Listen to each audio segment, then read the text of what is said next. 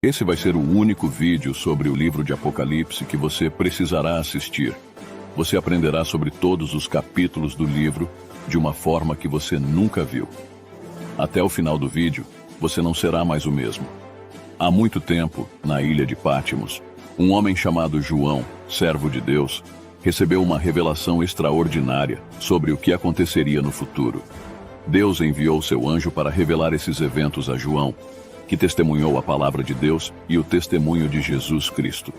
João compartilha a mensagem com as 7 igrejas da província da Ásia: Éfeso, Esmirna, Pérgamo, Tiatira, Sardes, Filadélfia e Laodiceia. Ele os saúda em nome do Deus que é, que era e que há de vir, junto com os 7 espíritos diante do trono e Jesus Cristo, testemunha fiel e libertador dos pecados pelo seu sangue. A profecia destaca que aqueles que ouvirem e guardarem essas palavras serão abençoados, pois o tempo está próximo. João enfatiza que Deus constituiu seu povo como reino e sacerdotes para servi-lo. A visão prossegue com João sendo arrebatado no Espírito no dia do Senhor. Ele ouve uma voz como trombeta ordenando que escreva e envie mensagens para as 7 igrejas. Ao se virar, João vê 7 candelabros de ouro, e no meio deles, alguém semelhante a um filho de homem, com uma aparência gloriosa. A descrição desse ser é incrível. Cabelos brancos como a lã, olhos como chama de fogo, pés como bronze e uma voz poderosa. Em sua mão direita, ele segura 7 estrelas, e de sua boca sai uma espada afiada. Quando João o vê, ele cai diante dos seus pés como morto, mas o ser o conforta, revelando ser o primeiro e o último, aquele que vive. Esse ser que já esteve morto e agora vive para sempre, possui as chaves da morte e do Hades. Ele instrui João a escrever as coisas que viu, tanto as presentes quanto as futuras. As 7 estrelas nas mãos do ser representam os anjos das 7 igrejas, e os 7 candelabros são as próprias igrejas. Na antiga cidade de Éfeso, uma igreja recebe uma mensagem especial. João escreve as palavras do Senhor, que segura as 7 estrelas em sua mão direita e caminha entre os 7 candelabros de ouro. A igreja de Éfeso é elogiada por seu trabalho árduo e perseverança, sua rejeição do mal e sua paciência nas tribulações. No entanto, é repreendida por ter abandonado seu primeiro amor. A exortação é clara: lembre-se de onde caiu, arrependa-se e retorne ao amor inicial, ou o candelabro será removido. A mensagem se desloca para Esmirna, onde a igreja é encorajada a permanecer firme em meio às aflições e perseguições. A blasfêmia dos falsos judeus é reconhecida, e embora enfrentem prisão e sofrimento, são encorajados a serem fiéis até a morte, pois receberão a coroa da vida. Pérgamo é o próximo destino da mensagem, onde a igreja é elogiada por permanecer fiel, mesmo em um lugar onde Satanás tem seu trono. No entanto, há reprovação pela tolerância para os ensinos de Balaão e dos Nicolaítas. Um chamado ao arrependimento é feito, com a promessa de recompensas para aqueles que vencerem. A viagem continua para Tiatira, onde a igreja é reconhecida por seu amor, fé, serviço e perseverança. No entanto, há críticas por tolerar uma falsa profetisa chamada Jezabel, que leva os servos à imoralidade e idolatria. O aviso é claro: ela será julgada, e aqueles que se arrependerem serão poupados. A promessa de autoridade sobre as nações é oferecida para os vencedores. Nossa jornada pelas mensagens de João às igrejas continua. Agora em Sardes, uma cidade onde a igreja tem fama de estar viva, mas na verdade está morta espiritualmente.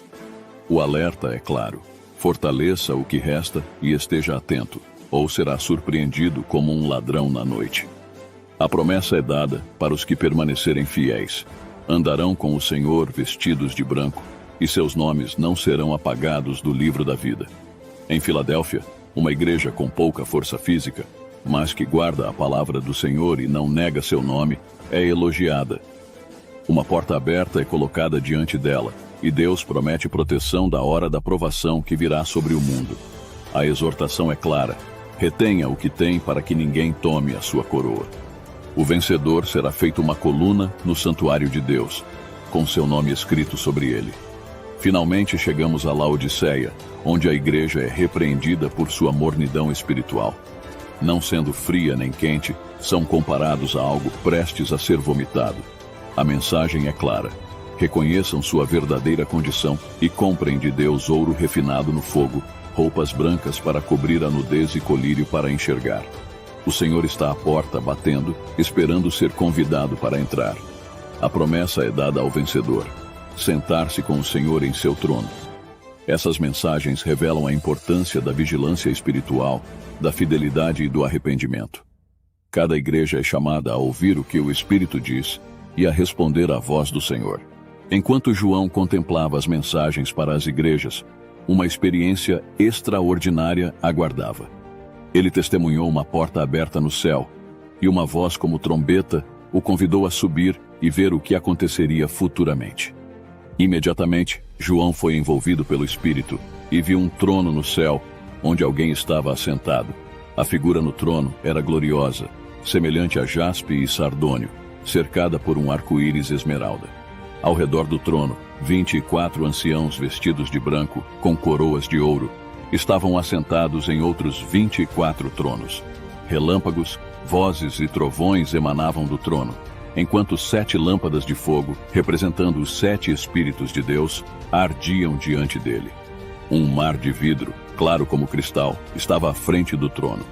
No centro, 4 seres viventes, cheios de olhos, adoravam incessantemente proclamando a santidade do Senhor. Cada ser vivo tinha uma forma única: um leão, um boi, um ser com rosto humano e uma águia em voo. Com 6 asas e muitos olhos, eles louvavam continuamente dizendo: Santo, Santo, Santo é o Senhor, o Deus Todo-Poderoso, que era, que é e que há de vir. A adoração dos seres viventes desencadeava a reverência dos 24 anciãos, que se prostravam diante do trono, lançando suas coroas e declarando a grandeza do Senhor como o Criador de todas as coisas. Essa visão celeste revela a majestade divina e a constante adoração que ocorre na presença de Deus. João foi levado a testemunhar a grandiosidade do Senhor e a proclamar sua dignidade como Criador e governante eterno. João, ainda maravilhado pela visão celestial, viu na mão direita daquele que estava assentado no trono um livro em forma de rolo, selado com 7 selos, que continha o destino futuro da humanidade. Um anjo poderoso desafiou os habitantes do céu, da terra e debaixo da terra, perguntando quem seria digno de abrir o livro e romper os selos. No entanto, ninguém se apresentou, e João, sentindo a gravidade da situação, chorava por não haver ninguém capaz de revelar o conteúdo do livro. Um dos anciãos consolou João, anunciando que o leão da tribo de Judá, a raiz de Davi, havia triunfado e era digno de abrir o livro. Para surpresa de João, viu um cordeiro de pé no centro do trono, com 7 chifres e 7 olhos, simbolizando os 7 Espíritos de Deus enviados à terra.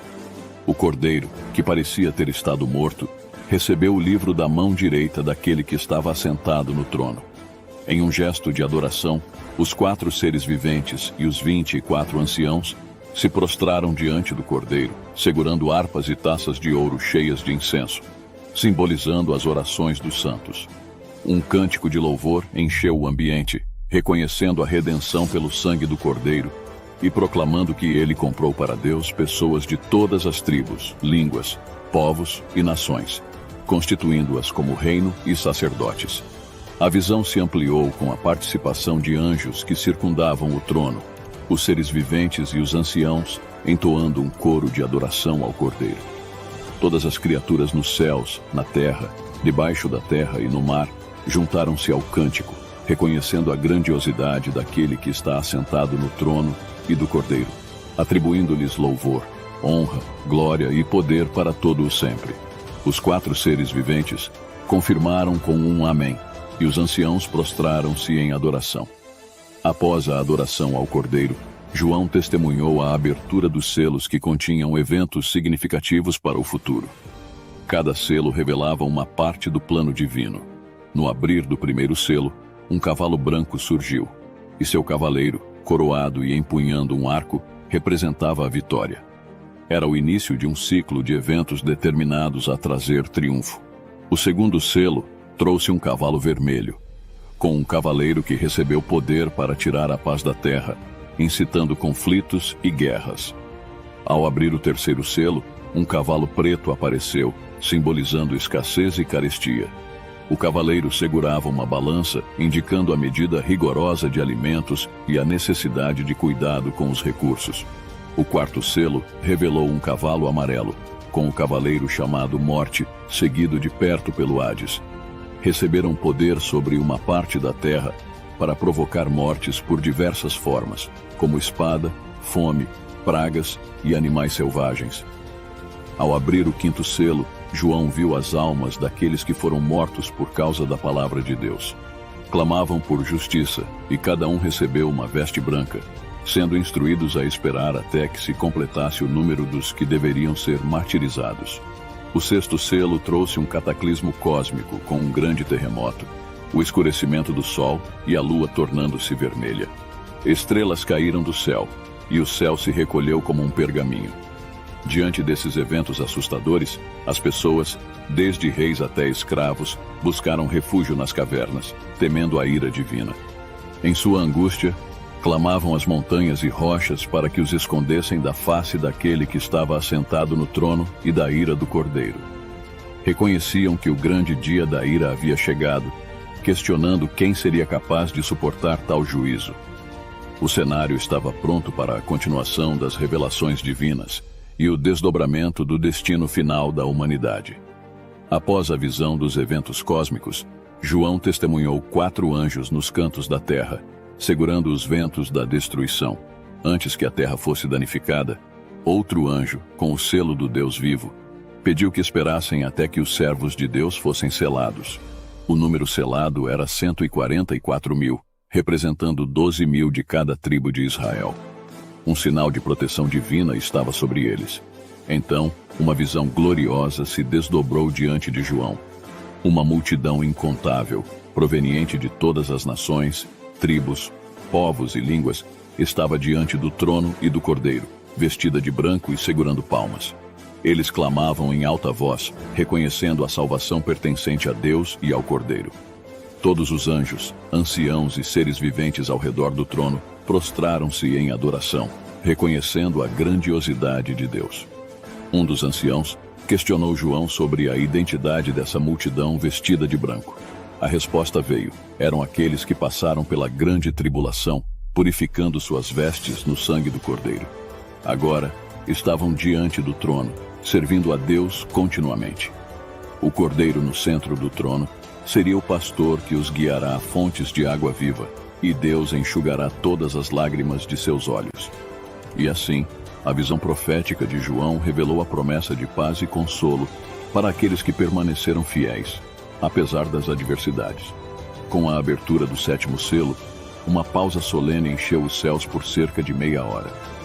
Diante de Deus, 7 anjos com trombetas aguardavam para proclamar eventos celestiais. Um anjo com um incensário de ouro ofereceu incenso, simbolizando as orações dos santos. Lançando-o à terra, ocorreu um cenário de trovões, vozes, relâmpagos e terremoto. Os 7 anjos se prepararam para tocar suas trombetas. O primeiro anunciou granizo, fogo e sangue, queimando 1/3 da terra, árvores e vegetação. O segundo trouxe um grande monte em chamas ao mar, transformando 1/3 das águas em sangue, resultando em morte marinha e destruição de embarcações. O terceiro introduziu uma estrela amarga chamada Absinto, envenenando 1/3 das águas e causando mortes. O quarto escureceu 1/3 do sol, lua e estrelas, obscurecendo o dia e a noite. Enquanto esses eventos se desenrolavam, uma águia no céu clamava "Ai, ai, ai" para os habitantes da terra, antecipando os desafios trazidos pelas trombetas restantes. Assim, os selos foram abertos, revelando consequências significativas e preparando o caminho para os próximos juízos divinos sobre a humanidade. Com a ressonância da quinta trombeta, uma estrela caía do céu com a chave do abismo, liberando uma fumaça espessa que escurecia o sol e o céu. Da fumaça, gafanhotos com poder de escorpiões surgiam, atormentando aqueles sem o selo de Deus por 5 meses, causando uma agonia inimaginável. Os gafanhotos, com aparência singular, Não causavam dano à natureza, mas infligiam tormento humano. Equipados como guerreiros, liderados por Abaddon, o anjo do abismo, lançavam terror sobre a terra. Então, a sexta trombeta soou, desencadeando 4 anjos do rio Eufrates. Com um exército colossal de 200 milhões, cavalos com couraças de fogo, jacinto e enxofre devastaram 1/3 da humanidade. O fogo, a fumaça e o enxofre que saíam de suas bocas eliminaram inúmeras vidas. Surpreendentemente, mesmo diante dessas calamidades, a humanidade persistia em seus caminhos pecaminosos, recusando-se a se arrepender de seus males, idolatria, feitiçaria e imoralidades. A trajetória da Terra estava repleta de sofrimento, mas o coração humano permanecia endurecido. Assim, a narrativa dos selos e trombetas continuava, revelando um mundo em constante confronto entre as forças divinas e a resistência obstinada da humanidade às advertências celestiais. Após as calamidades desencadeadas pelas trombetas, um anjo poderoso desceu dos céus, envolto numa nuvem com um arco-íris acima de sua cabeça, irradiando luz e majestade. Ele segurava um livrinho aberto, com um pé sobre o mar e outro sobre a terra. Ao dar um brado semelhante ao rugido de um leão, 7 trovões falaram, revelando mistérios celestiais. No entanto, uma voz ordenou que os segredos fossem selados e não escritos. O anjo, erguendo a mão direita para o céu, jurou pela criação divina que não haveria mais demora. Nos dias do 7º anjo, o mistério de Deus seria cumprido, conforme revelado para os profetas. Então, a voz celestial instruiu João a pegar o livro aberto das mãos do anjo. Ao comê-lo, experimentou o paradoxo doce-amargo. O livro, doce como mel em sua boca, tornou-se amargo em seu estômago. A mensagem era clara. João seria chamado a profetizar novamente sobre povos, nações, línguas e reis. O enigma persistia, e a narrativa divina continuava a se desdobrar diante dos olhos do apóstolo. João, após a experiência agridoce do livro, viu-se impulsionado por uma missão ainda maior. O anjo poderoso, envolto na nuvem e com o arco-íris acima, indicou o próximo capítulo da revelação divina. Os 7 trovões falaram com mistérios celestiais, mas uma ordem celestial proibiu João de registrá-los. O anjo, jurando pela criação, anunciou que a espera chegaria ao fim nos dias do 7º anjo, quando o mistério de Deus, revelado para os profetas, seria consumado.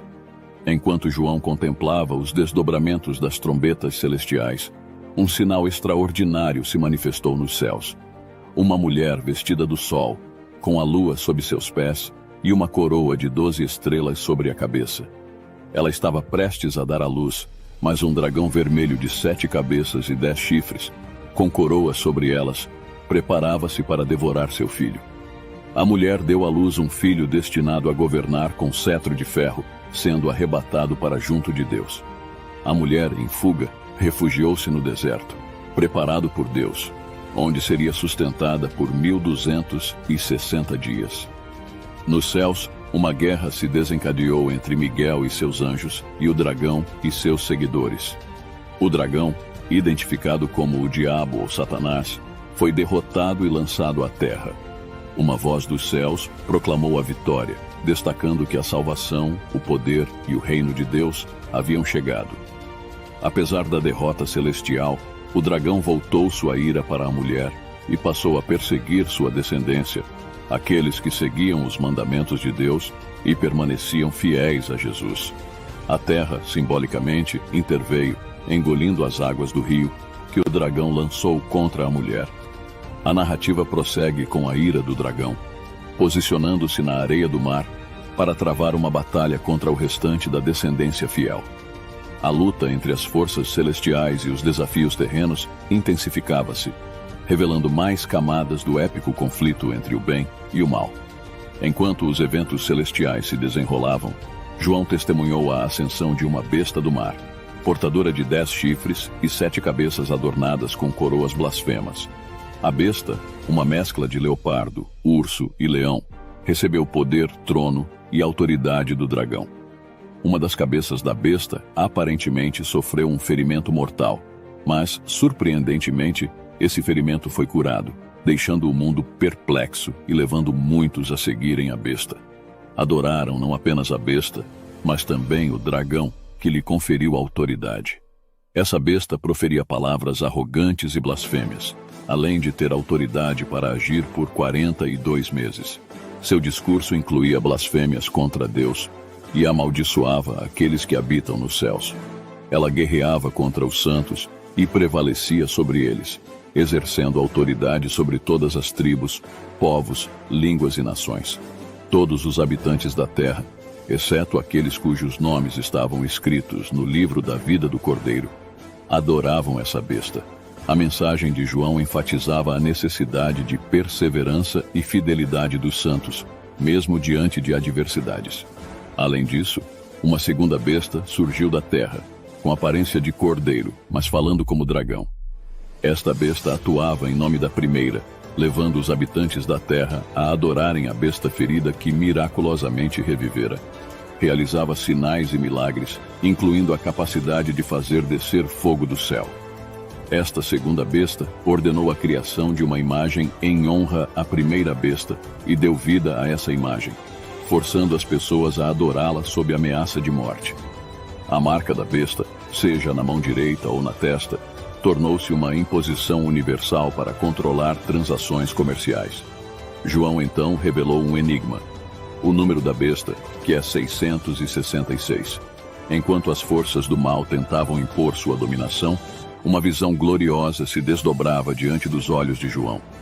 O Cordeiro, em pé sobre o Monte Sião, liderava os 144.000, cujos nomes estavam inscritos na testa. Um cântico celestial ecoava, emanando como o som de muitas águas, enquanto os escolhidos entoavam um cântico único, reservado para aqueles que haviam sido resgatados da terra. Esses seguidores do Cordeiro, puros e imaculados, mantiveram-se castos e leais, resistindo às tentações do mundo. João viu a presença deles como uma esperança radiante em meio à escuridão apocalíptica. Logo após essa visão, 3 anjos surgiram no céu, cada um com uma mensagem vital. O primeiro proclamou o temor a Deus, anunciando a hora do juízo.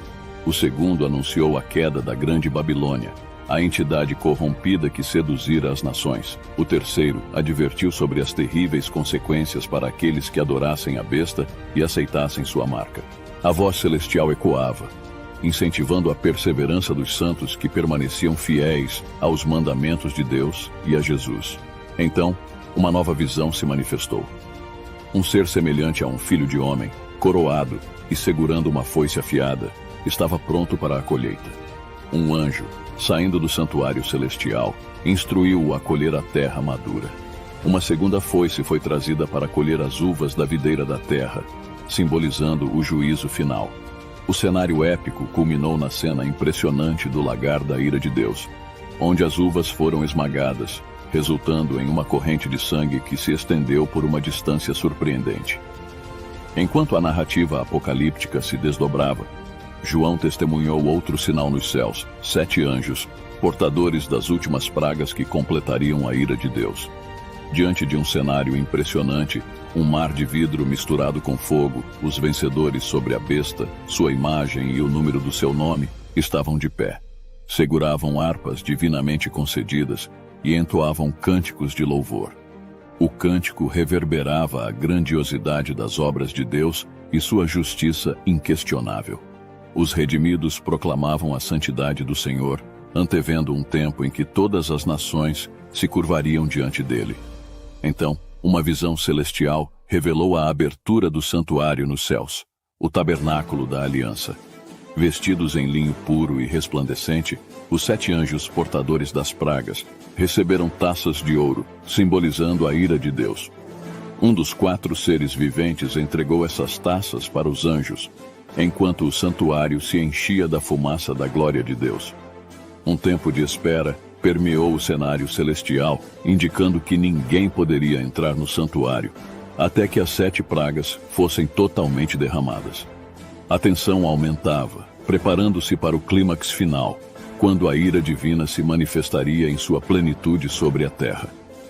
O destino do mundo estava suspenso entre a justiça de Deus e a resposta humana diante das últimas provações. Com as 7 taças da ira de Deus em mãos, os 7 anjos preparavam-se para derramar juízos sobre a terra. O primeiro anjo despejou sua taça, e feridas malignas afligiram aqueles que tinham a marca da besta. A dor era intensa para os adoradores da imagem. O segundo anjo, com sua taça, transformou o mar em sangue, ceifando toda a vida marinha.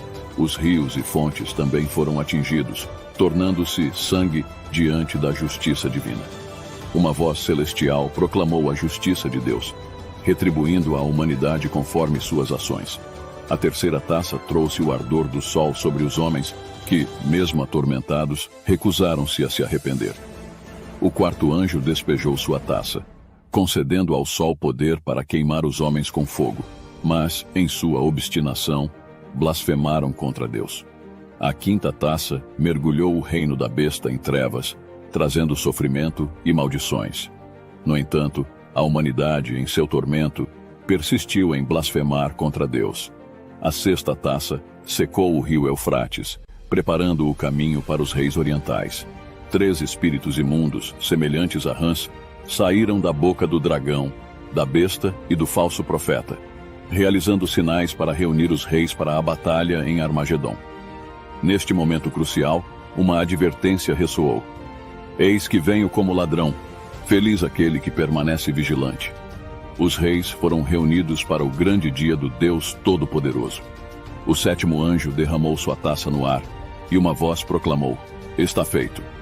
Relâmpagos, trovões e um forte terremoto abalaram a terra.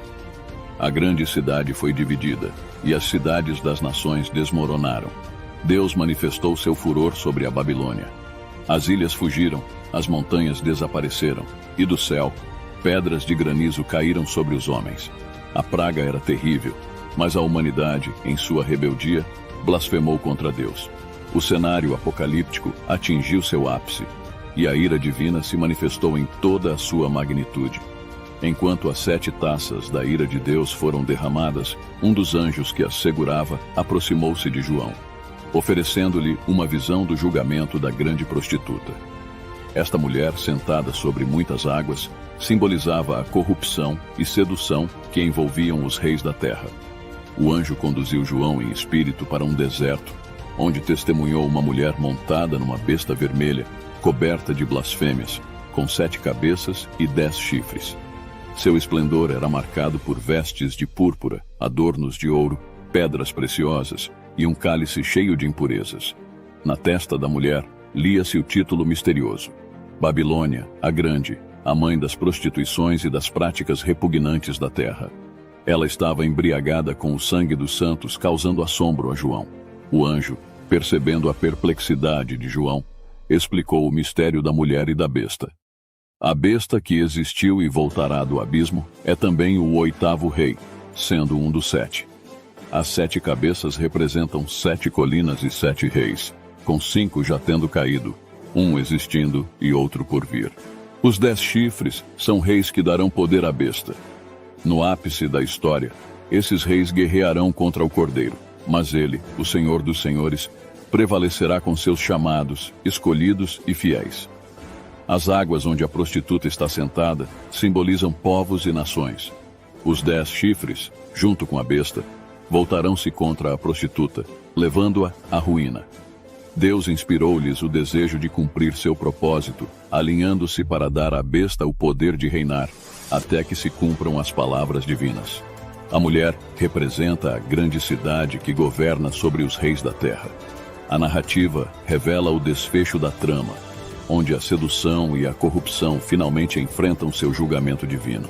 Após testemunhar a visão da prostituta e sua destruição, João viu outro anjo descer dos céus com grande autoridade, e a terra foi iluminada por seu esplendor. Este mensageiro divino bradou com voz poderosa, anunciando a queda da grande Babilônia, que se tornara morada de demônios, centro de espíritos imundos, aves impuras e detestáveis. Todas as nações tinham bebido do vinho da fúria de sua prostituição. Os reis se corromperam com ela, e os comerciantes se enriqueceram através de seu luxo excessivo. Outra voz dos céus exortou: saiam dela, povo meu, para que vocês não participem dos seus pecados, para que as pragas que vão cair sobre ela não os atinjam. A ira de Deus recairia sobre a Babilônia, pois seus pecados se acumularam até o céu. A ordem divina era retribuir a Babilônia na mesma moeda, pagando-lhe em dobro pelo que fez. A cidade orgulhosa e luxuosa, que se vangloriava como rainha, experimentaria morte, tristeza, fome e o fogo devorador do julgamento de Deus. Os reis da terra e os negociantes, testemunhando a destruição da grande cidade, lamentariam sua perda. Toda a riqueza desapareceu e os produtos desejados não seriam mais encontrados. O lamento ecoaria entre os habitantes do mar, os pilotos, passageiros e marinheiros. Um anjo poderoso, então, levantou uma pedra do tamanho de uma grande pedra de moinho, lançando-a ao mar como um símbolo da violenta ruína que aguardava a Babilônia. A cidade nunca mais seria encontrada. A luz da candeia, o som dos músicos e o ruído das pedras de moinho desapareceriam para sempre. Babilônia, uma vez centro de feitiçarias, testemunharia a desolação. Seus muros ressoariam com o lamento por todos os que foram assassinados, incluindo profetas e santos. Assim, o destino de Babilônia foi selado, e sua grandiosidade foi subjugada pela justiça divina. Após a destruição da grande Babilônia, uma voz nos céus ressoou como uma grande multidão, proclamando: Aleluia! A salvação, a glória e o poder pertencem ao nosso Deus. Os justos juízos de Deus haviam condenado a grande prostituta, que corrompia a terra e cobrara dela o sangue dos servos de Deus. Os 24 anciãos e os 4 seres viventes prostraram-se e adoraram a Deus, exclamando: Amém, aleluia! Uma voz do trono conclamou todos, pequenos e grandes, a louvar o Senhor. O som da multidão era como o estrondo de muitas águas e trovões, entoando: Aleluia! Pois reina o Senhor, o nosso Deus, o Todo-Poderoso. A alegria se espalhava, pois chegara a hora do casamento do Cordeiro, e sua noiva estava pronta, vestida com linho fino, brilhante e puro, representando os atos justos dos santos. Um anjo proclamou a bem-aventurança dos convidados para o banquete do casamento do Cordeiro. Mas quando João caiu para adorar o anjo, este o repreendeu, afirmando ser apenas um servo, e orientando João a adorar somente a Deus.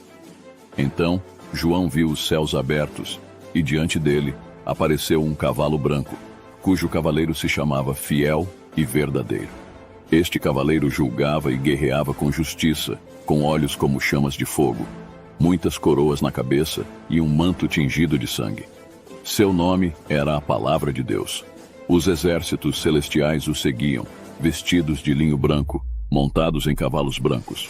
Uma espada afiada saía de sua boca, e ele governaria as nações com cetro de ferro. Seu manto e coxa traziam a inscrição: Rei dos Reis e Senhor dos Senhores. Um anjo convocou as aves para um grande banquete de Deus, onde comeriam a carne de reis, generais e poderosos, que foram derrotados pelo cavaleiro montado no cavalo branco. A besta, os reis da terra e seus exércitos ousaram guerrear contra o cavaleiro e seu exército, mas foram derrotados. A besta e o falso profeta foram lançados vivos no lago de fogo, enquanto os outros foram mortos pela espada que saía da boca do cavaleiro. Todas as aves se fartaram com a carne dos derrotados. Assim, o triunfo do Cordeiro foi completo, e a justiça de Deus prevaleceu sobre os poderes malignos. Com a vitória sobre as forças malignas, um anjo desceu dos céus com a chave do abismo e uma grande corrente. Ele prendeu o dragão, a antiga serpente que é o diabo, Satanás, acorrentando-o por 1000 anos e selando o abismo, impedindo-o de enganar as nações durante esse tempo. Tronos foram estabelecidos, e aqueles com autoridade para julgar se assentaram. João viu as almas daqueles que foram decapitados, por causa do testemunho de Jesus e da palavra de Deus. Estes, que não adoraram a besta nem receberam sua marca, ressuscitaram e reinaram com Cristo por 1000 anos. Os participantes da primeira ressurreição são abençoados e santos, não sujeitos à segunda morte. Eles se tornam sacerdotes de Deus e de Cristo, governando com ele durante 1000 anos. Ao término desse período, Satanás é solto da prisão e engana nações para a batalha. Gog e Magog. As nações cercam o acampamento dos santos, mas um fogo divino desce e as consome. O diabo, a besta e o falso profeta são lançados no lago de fogo, onde são atormentados eternamente. Então, João contempla um grande trono branco e aquele que nele está assentado. Terra e céu fogem de sua presença. Os mortos, grandes e pequenos, comparecem diante do trono. Livros são abertos, incluindo o livro da vida, e os mortos são julgados de acordo com suas obras. O mar, a morte e o Hades entregam os mortos, e todos são julgados. A morte e o Hades são lançados no lago de fogo, a segunda morte. Aqueles cujos nomes não estão no livro da vida são também lançados no lago de fogo. Com isso, encerra-se o grande julgamento final, e uma nova era se inicia. A justiça de Deus prevalece, e uma nova criação se revela, livre do mal e da morte. O triunfo definitivo do Cordeiro é celebrado na eternidade. Ao presenciar o glorioso desfecho da batalha final, João viu um novo cenário se desdobrar diante dele. Os céus e a terra antigos desapareceram, dando lugar a novos céus e nova terra, onde o mar já não existia. Em meio a essa nova criação, João contemplou a majestosa cidade santa, a Nova Jerusalém, descendo dos céus como uma noiva adornada para seu marido. Uma voz poderosa ecoou, proclamando que o tabernáculo de Deus estava agora com os homens, prometendo que ele viveria com eles, enxugando toda lágrima e eliminando morte, tristeza, choro e dor. O próprio Deus, assentado no trono, declarou: "Estou fazendo novas todas as coisas." O convite para beber gratuitamente da fonte da água da vida foi estendido a quem tivesse sede. A promessa de herdar todas as coisas e ser reconhecido como filho de Deus foi feita para os vencedores. No entanto, uma advertência severa acompanhou essa promessa. Aqueles que se entregaram à covardia, incredulidade, imoralidade, feitiçaria, idolatria e mentira enfrentariam a segunda morte no lago de fogo. Um dos anjos que havia participado dos eventos anteriores aproximou-se de João, oferecendo mostrar-lhe a noiva, a esposa do Cordeiro. Em uma visão transcendental, João foi levado a um grande e alto monte, onde vislumbrou a Nova Jerusalém. A cidade resplandecia com a glória de Deus, com uma beleza comparável a jaspe, clara como cristal. Seu magnífico muro tinha 12 portas, cada uma representando uma das tribos de Israel, e 12 fundamentos, adornados com pedras preciosas, simbolizando os apóstolos do Cordeiro. O anjo, utilizando uma vara de ouro, mediu a cidade, revelando dimensões extraordinárias de 2.200 quilômetros em comprimento, largura e altura iguais. A rua principal era de ouro puro, transparente como vidro, e as portas eram pérolas únicas. Não havia templo na cidade, pois o próprio Deus e o Cordeiro eram o seu templo. A luz divina iluminava tudo, eliminando a necessidade de sol ou lua. As nações caminhariam em sua luz e os reis da terra trariam sua glória. As portas nunca se fechariam, pois não haveria noite, e nada impuro entraria, apenas aqueles cujos nomes estivessem no livro da vida do Cordeiro. Assim, a visão de João culminou na contemplação da Nova Jerusalém, uma morada eterna onde a luz da presença divina brilhava incessantemente sobre um povo purificado e redimido. Ao prosseguir na visão, o anjo guiou João para contemplar o rio da água da vida, que fluía cristalino do trono de Deus e do Cordeiro no meio da rua principal da cidade celestial. Às margens desse rio, crescia a árvore da vida, frutificando 12 vezes por ano, com folhas destinadas à cura das nações. Uma transformação notável ocorreu na Nova Jerusalém. Não existia mais maldição, pois o trono de Deus e do Cordeiro estava firmemente estabelecido. Os servos de Deus o adoravam, contemplando sua face, e seu nome estava gravado em suas testas. Não havia noite na cidade celestial, pois a luz divina iluminava tudo, e os habitantes reinariam para todo o sempre. O anjo reforçou a veracidade e confiabilidade dessas visões, afirmando que Deus enviou seu mensageiro para revelar para seus servos as coisas que em breve aconteceriam. Um aviso solene ressoou: "Eis que venho em breve. Feliz é aquele que guarda as palavras da profecia deste livro." João, impactado por essas revelações, caiu diante dos pés do anjo, pronto para adorá-lo. No entanto, o anjo insistiu que João adorasse a Deus, pois era apenas um servo. Em seguida, o anjo enfatizou que o tempo estava próximo e que as palavras da profecia não deveriam ser seladas. A mensagem divina prosseguiu com a promessa da vinda iminente de Jesus. Ele se identificou como o Alfa e o Ômega, o primeiro e o último, oferecendo recompensa a cada um conforme suas ações. A felicidade estava reservada para aqueles que lavassem suas vestes, tendo acesso à árvore da vida e à cidade celestial. No entanto, do lado de fora da cidade ficariam os impuros, os feiticeiros, os imorais, os assassinos, os idólatras e os mentirosos. Jesus, a raiz e o descendente de Davi, conclamou todos a ouvirem e responderem ao convite. Vem! O Espírito e a noiva ecoaram o chamado, convidando todos os sedentos a beberem gratuitamente da água da vida. Jesus assegurou a autenticidade da profecia, alertando contra acréscimos ou subtrações do livro. Ele encerrou com a promessa: sim, venho em breve. Amém. Vem, Senhor Jesus.